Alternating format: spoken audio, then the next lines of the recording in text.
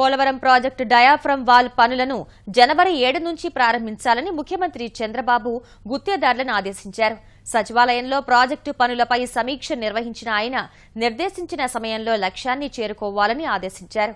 పనులు చేయటంలో రాజీ పడితే సహించేది లేదని గుత్తేదారులను హెచ్చరించారు. ప్రాజెక్టు నిర్మాణం పనులపై వర్చువల్ ఇన్స్పెక్షన్ చేశారు.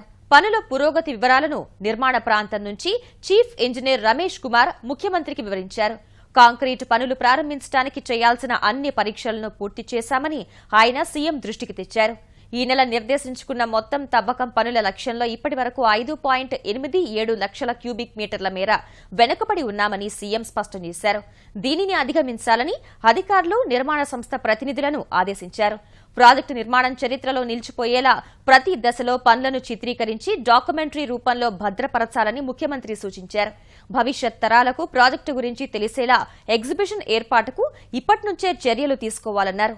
వర్చువల్ ఇన్స్పెక్షన్లో జలవనరుల శాఖ మంత్రి దేవినేని ఉమామహేశ్వరరావు, ట్రాన్స్ ట్రాయ్ త్రివేణి సంస్థల ప్రతినిధులు పాల్గొన్నారు.